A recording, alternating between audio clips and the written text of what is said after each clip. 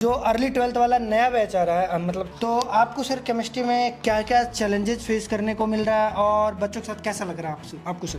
Faizal sir, जो अभी early 12th वाला जो बैच स्टार्ट हुआ 5 तारीख से, कई पुराने भी है, पुराने वाले तो पता ही नालायक हैं अपना, है ना, और जो नए वाले हैं उसका कैसा मतलब एक्सपीरियंस है आप? वैसे भी 1 साल कुछ बच्चों ने थोड़ा इधर उधर किया, जो इधर उधर बर्बाद किया, ठीक है, 1 साल तुम हमारे को दे दो ब्लाइंडली ट्रस्ट करके, बस आंख बंद करके, जो कह रहे हैं बस वैसे कर लो, बस फिर देखो, फिर हम लोग देखो, फिर हम अपनी तरफ से भी लगा देंगे, फिर मचाएंगे मिलके, है ना।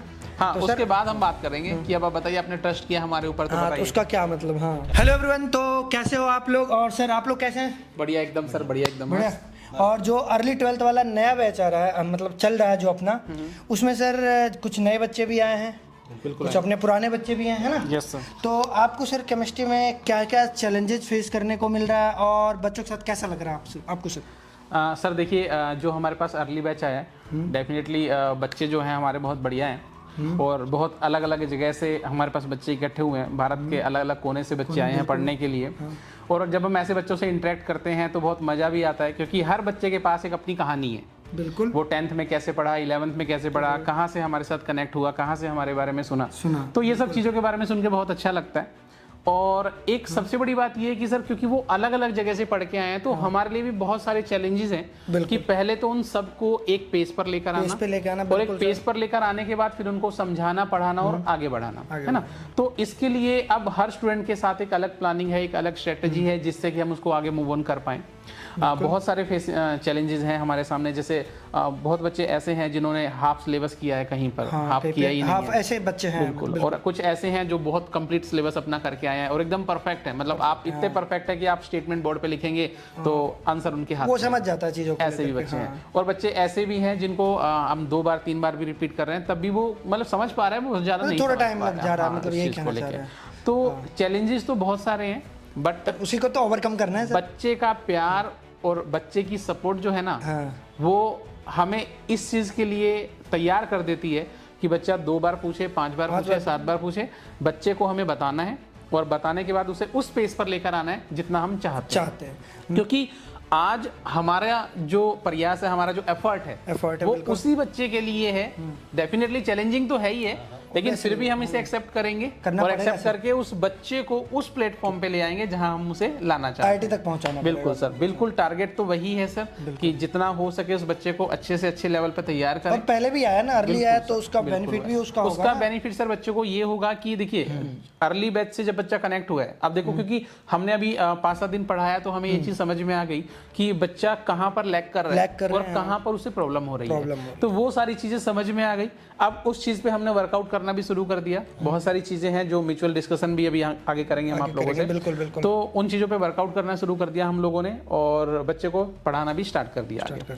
अब धीरे धीरे जैसे ही बच्चा एक पेस पकड़ लेगा, तो सिलेबस को भी आगे बढ़ाएंगे, बिल्कुल, और टाइमली सिलेबस भी कंप्लीट हो जाएगा, और साथ साथ बच्चे की प्रैक्टिस भी चलती रहेगी, PYQ भी लगाएगा। और इस बार थोड़े से हम चीज़ों को और भी मॉडिफाइड कर रहे हैं, क्योंकि सिलेबस टाइमली हो जाएगा, तो बच्चे के लिए लेवल 1 के साथ साथ लेवल 2 की DPP बना रहे हैं, ताकि बच्चा मेंस के टाइम पे ही एडवांस लेवल को भी टच करने लगे, है ना। तो उससे क्या होगा कि जब जनवरी अटेम्प्ट बच्चा देता है, तो जनवरी अटेम्प्ट के बाद फरवरी, मार्च और अप्रैल ये 3 महीने जो विंडो एक मिल जाता है, तो उस विंडो में वो एडवांस का भी रिवाइज कर सकता है, और मेंस का भी सेकंड अटेम्प्ट के लिए पूरा एकदम रिवाइज रहेगा उसका, तो वहां रिजल्ट आपको और भी ज्यादा बेटर मिलेगा। अपने पास टाइम होगा, दिवाली से पहले सर कंप्लीट करेंगे तो अपन उसको रिवाइज भी करा पाएंगे। अर्ली बैच का तो सर यही बेनिफिट है, और हम यही क्लास में बार बार बोलते भी हैं सभी बच्चों को कि बेटा कोशिश कीजिए कि अर्ली बैच को ज्वाइन कीजिए आप, क्योंकि अर्ली बैच जितना जल्दी आप ज्वाइन कर लेंगे वो आपके लिए उतना ही बेनिफिशियल होगा। हालांकि बच्चे इस बात को समझ रहे हैं, डेली हमारे यहाँ बच्चे डे बाय डे बाहर से आके ऐड हो रहे हैं, बिल्कुल इंक्रीज हो रहे हैं, तो बच्चे भी इस बात को समझ रहे हैं। लेकिन जो नहीं समझ रहे हैं उन्हें मैं फिर से एक बार अपने चैनल के माध्यम से कहना चाहूंगा कि बेटा आप लोग भी जल्दी से जल्दी अर्ली बैच में इनरोल कीजिए, ताकि टाइमली आप लोग अपना सिलेबस खत्म कर लें और ज्यादा से ज्यादा आप प्रैक्टिस कर पाएं। क्योंकि देखो, सिलेबस खत्म करने के बाद प्रैक्टिस से ही आपका रिजल्ट इंप्रूव होगा, आपका रैंक इंप्रूव होगा, और आप जितनी प्रैक्टिस करेंगे उतना ही आप अपने गोल को अचीव कर पाएंगे। अब सर मैं यही रहने वाला है। अब मैं सर फैजुल सर से बात करूंगा, है ना। जी सर। फैजुल सर, जो अभी अर्ली 12th वाला जो बैच स्टार्ट हुआ 5 तारीख से, उसमें सर आपका मतलब फिजिक्स वाले पोर्शंस में बच्चों के साथ कैसा लग रहा है, कैसा फील हो रहा है कि क्योंकि नए नए कई सारे बच्चे आए हैं, कई पुराने भी है, पुराने वाले तो पता ही है नालायक हैं अपना, है ना, और जो नए वाले हैं उसका कैसा मतलब एक्सपीरियंस है आपका, और वो किस तरीके से अप्रोच कर पा रहे हैं, ज़रा उसके बारे में सर बताइएगा, क्या क्या डिफ़िकल्टीज़ हो रही है सर। देखो, मैंने फर्स्ट डे इंट्रोडक्शन लिया बच्चों का, बहुत अच्छा लगा। ये बच्चे इतने जुनूनी हैं, इनमें मेहनत करने की इतनी ललक है, वो बहुत कम बच्चों में दिखती है। और इनफैक्ट मैंने जब उनसे कुछ बेसिक्स क्वेश्चन पूछे जो अर्ली 9th या 10th से रिलेटेड, बहुत सारे बच्चों ने एग्जैक्ट आंसर दिया, बहुत सही सही आंसर दिया, बहुत अच्छे बच्चे हैं। ठीक है, एक दो चीज़ें मैं बस इसमें ऐड करना चाहता हूँ। ललित सर ने मैक्सिमम बातें आपको बताई थी। पहली बात तो ये है कि अर्ली बैच का सबसे बड़ा फ़ायदा ये है कि बहुत सारे बच्चे ऐसे बैकग्राउंड से आ रहे हैं, ऐसी जगहों से आ रहे हैं जिनकी 11th अच्छे से तैयार नहीं है। तो फ़ायदा ये है कि आप अर्ली बैच में अगर रहोगे तो मैं 12th के साथ साथ जो भी relevant concept, related concept 11th के आएंगे, मैं उन कॉन्सेप्ट्स को भी तुम्हें बताता चलूँगा।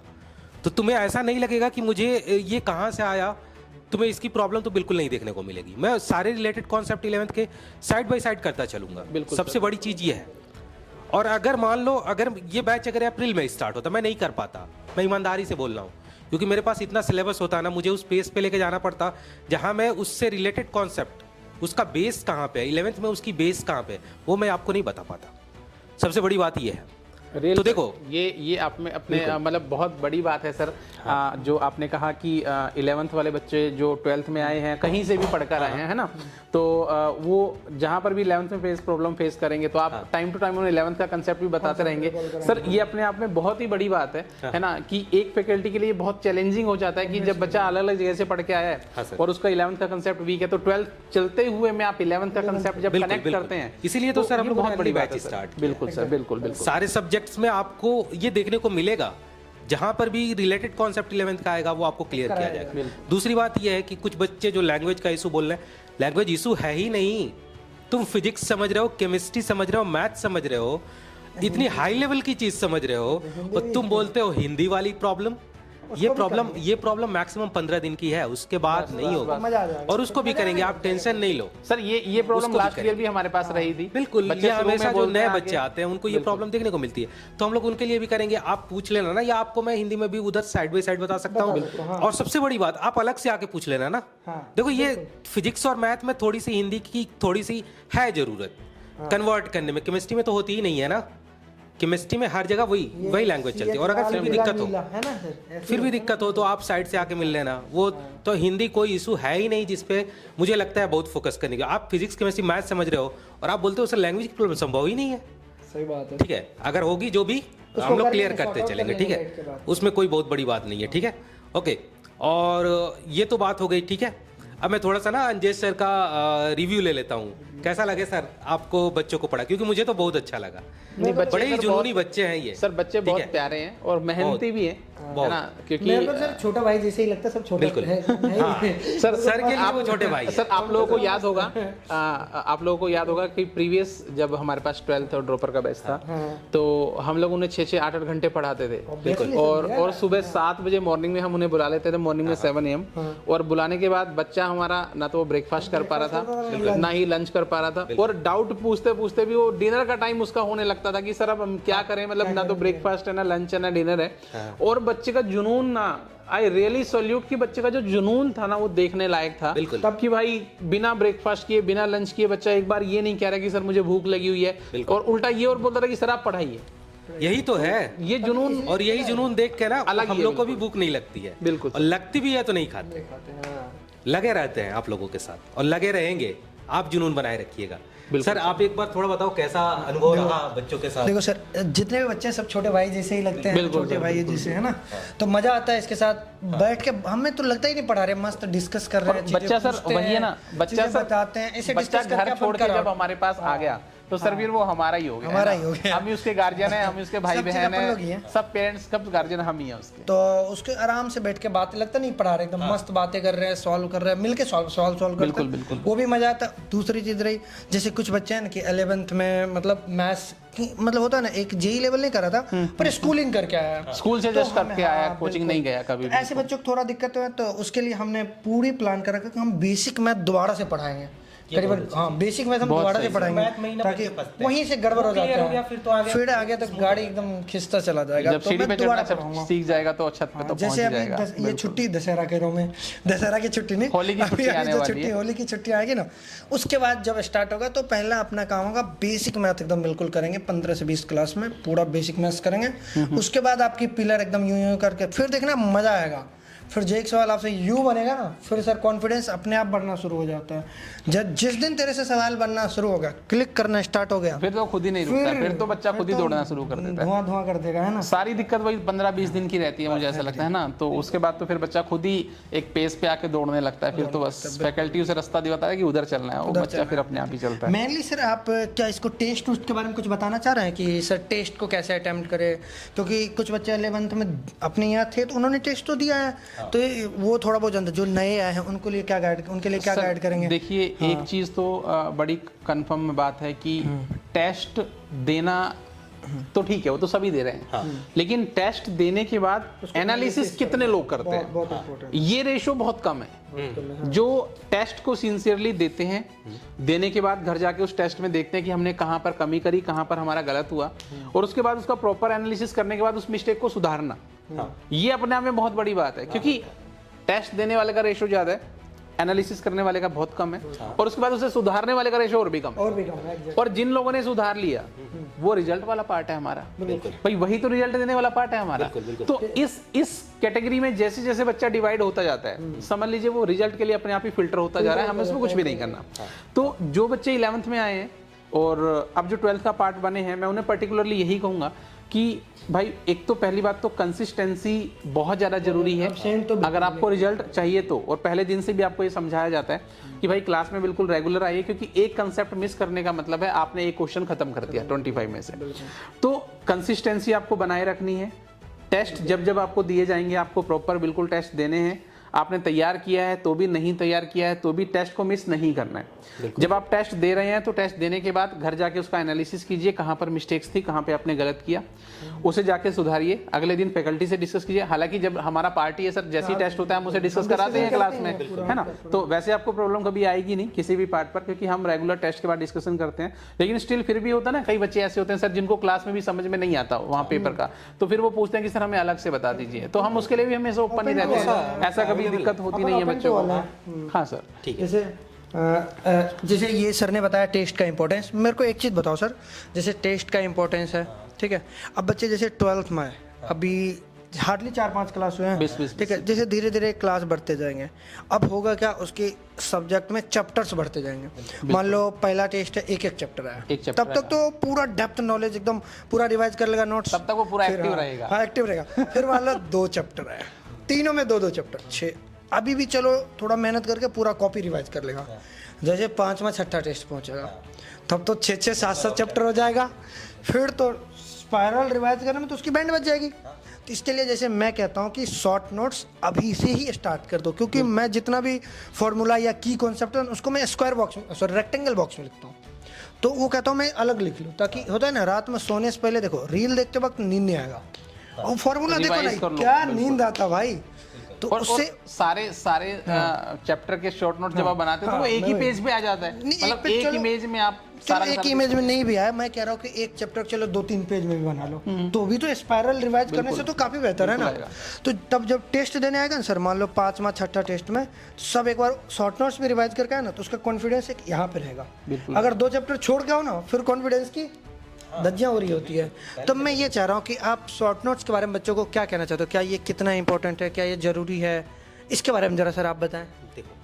देखो शॉर्ट नोट्स, अगर आप फिजिक्स की बात करें हम लोग, तो देखो फिजिक्स में सबसे बड़ी चीज होते हैं वो होते हैं फार्मूले, ठीक है। अगर इवन आप जेईई मेन के लेवल पे देखो ना, तो क्वेश्चन फार्मूले बेस्ड ही आ रहा है। तो फार्मूले, कुछ स्टैंडर्ड रिजल्ट्स और कुछ इंपॉर्टेंट कॉन्सेप्ट्स, बस इतनी चीज़ें आपको बेसिकली याद रखनी है। और एक और चीज़ मैं इस सर के साथ ऐड कर दूं, टेस्ट में या फिर जब हम लोग क्लास में कोई होमवर्क देते हैं, उनमें से कुछ क्वेश्चंस ऐसे होते हैं ना, जैसे मान लो मैंने आपको 50 क्वेश्चंस दिए, 50 क्वेश्चंस में से 10 क्वेश्चन ऐसे फिल्टर होके आएंगे जो आपसे फर्स्ट अटेम्प्ट में नहीं बनेंगे। और मैंने सारे बच्चों को बोला है कि वो 10 क्वेश्चन, बाकी 40 आपकी कॉपी में हो ना हो, यही 10 क्वेश्चन डिफरेंस क्रिएट करेंगे। ये 10 क्वेश्चन के सॉल्यूशन आपकी कॉपी में होने चाहिए। और जब रिवीजन करने जाओगे तो फिर वो 50 क्वेश्चंस नहीं रिवाइज करने हैं। जैसे सर ने बोला 5-6 चैप्टर हो जाएंगे तो कैसे रिवाइज करोगे? तो उसका सिंपल सा फंडा है, एक चैप्टर में 10 सिलेक्टेड क्वेश्चंस बनेंगे आपके, वो 10 सिलेक्टेड और हमारे एग्जाम्पल्स बहुत रिसर्च बेस्ड होते हैं। आप याद रखिएगा, हम कोई सा भी एग्जाम्पल उठाते हैं ना तो बहुत दूर तक सोच के उठाते हैं। देखो हम लोग 10th वाले वो रिसर्च नहीं करते ना, हाँ। जेई के लिए पढ़ा रहे हो थोड़ा तो करना पड़ेगा ना। बिल्कुल 10th में फॉर्मूला भी नहीं लगाएंगे, 2 लेजर लगा के एकदम रिसर्च करके लाए, ऐसा नहीं मतलब है ना। बिल्कुल हम लोग 12th वाले मतलब जेई वही बात है ना सर, एकदम सिलेक्टेड। तो हमारे एग्जाम्पल्स और जो क्वेश्चंस चैप्टर से आपसे नहीं बने, इनको बस इतने ही रिवाइज करने हैं आपको सारे नेक्स्ट टेस्ट के लिए। वो आपके लिए ना मोर देन एनफ होंगे और पूरा कॉन्सेप्ट बिल्ड करेंगे आपका। ओके, तो ठीक है, ये मेरी तरफ से जो इनपुट था या जो मेरे तरफ से था वो मैंने बताया। अब ललित सर थोड़ा सा आपको गाइड कर देंगे कर दो सर के फाइनली। फाइनल सर एडअप कर दो, कुछ बता दो बच्चों को फाइनली, है ना सर? बाकी तो चीज़ें आप लोगों ने बताई दी हैं, है ना। अभी तो बस मैं फाइनली यही कहना चाहूँगा और यहीं पे हम कंक्लूड करना चाहेंगे कि बेटा देखिए, मेहनत आपको करनी पड़ेगी, बिल्कुल, और रेगुलर मेहनत करनी पड़ेगी। जैसा कि आपको कहा कि कंसिस्टेंसी आपको बनाए रखनी पड़ेगी, हर फैकल्टी को ध्यान से सुनना पड़ेगा, क्योंकि आपके लिए चीज़ें नहीं हो सकती हैं बट हमारे लिए नहीं है। भाई हमारे लिए हर बैच, हर टाइम पे हर साल नया बैच आता है। आप जैसे ही आपके बड़े भाई या छोटे भाई आते हैं तो पढ़ने के लिए, है ना, तो बेटा टीचर को अगर आप फॉलो करोगे तो आपकी सक्सेस का रास्ता और ज्यादा आसान हो जाएगा। आप एक अननोन रोड पर चल रहे हो, आपको नहीं पता कहाँ पर गड्ढे हैं, कहाँ पर दीवार है, कहाँ पर कंकर है, कहाँ पर पत्थर है। लेकिन अगर आप टीचर को फॉलो करके चलते हैं तो टीचर आपको टाइम टू टाइम बताएगा बेटा कहाँ पर कैसे चलना है, कहाँ से आप सेफली जा सकते हो, कितना मुड़ना है, कितना नहीं मुड़ना है। तो बच्चा, बहुत सारा बच्चा ऐसा होता है जो टीचर को फॉलो करता है, बहुत सारा ऐसा होता है वो अपने आप को ही भगवान समझता है, वो सोचता है कि भाई मुझे सब कुछ आता है, मुझे किसी की जरूरत नहीं। मैं इसलिए कहता हूँ सर, अगर तुम केजे सब ज्वाइन कर ही चुके हो, बिल्कुल पढ़ रहे हो, तो देखो वैसे भी 1 साल कुछ बच्चों ने थोड़ा इधर उधर किया, जो इधर उधर बर्बाद किया, ठीक है। 1 साल तुम हमारे को दे दो ब्लाइंडली ट्रस्ट करके, बस आंख बंद करके, जो कह रहे हैं बस वैसे कर लो, बस फिर देखो, फिर हम लोग देखो, फिर हम अपनी तरफ से भी लगा देंगे, फिर मचाएंगे मिलके, है ना। हाँ, तो उसके बाद हम बात करेंगे कि अब आप बताइए, आपने ट्रस्ट किया हमारे ऊपर तो बताइए उसका क्या मतलब। हाँ, और जो नहीं करते हैं उनको भी आप देख लोगे, बिल्कुल ऐसे भी होता है ना, जो नहीं करते हैं उन्हें भी आप देख लोगे। तो टीचर हमेशा अपने स्टूडेंट के लिए अच्छा सोचता है, बिल्कुल, और बढ़िया सोचता है, और आपका रिजल्ट ही बच्चा हमारा रिजल्ट है ना भाई। जो आपकी सक्सेस है वही तो हमारी सक्सेस है। आपको देखने से लगता है कि भाई हमने एफर्ट लगाए, बच्चे ने भी हमारे साथ मेहनत की, तो आज देखो एक सक्सेसफुल पर्सन बन जाएगा। तो हम भी तो आएंगे, अभी हम लोगों ने विजिट किया भी था, हम लोग आईटी कानपुर गए थे ना, हम बिल्कुल मिलके आए थे, आईटी कानपुर गए थे, तो वहां से मिलके आए बच्चों से। बहुत जल्दी आपको वो वीडियो भी देखने को मिलेगा आईटी कानपुर का हमारा। है भाई, तू पहुंचेगा आईटी, फिर हम लोग आएंगे, फिर बिल्कुल तो तुम आएंगे, अलग लगेगा, अलग मिलेंगे साथ में, बच्चे के यहाँ उसकी मेस में लंच भी करेंगे, सब कुछ करेंगे, है ना। ठीक है सर, है ना। ऑल द बेस्ट करते, एकदम रेगुलर क्लास रहना, ये सबसे इम्पोर्टेंट है ना, सबसे इम्पोर्टेंट। जो भी दुख, दर्द, कष्ट, पीड़ा हो, हम तीनों में से किन्हीं को आके तुम बता सकते हो, उसको दूर करा जा सकता है, चाहे वो कैसा भी दुख दर्द। इस बात की गारंटी हमारी है कि हम आपको सोल्यूशन 100% देंगे और आपको बिल्कुल रिलीफ भी मिलेगा। ठीक है बच्चों, तो फिर मिलते हैं सीधा कहाँ, क्लास में। Bye bye.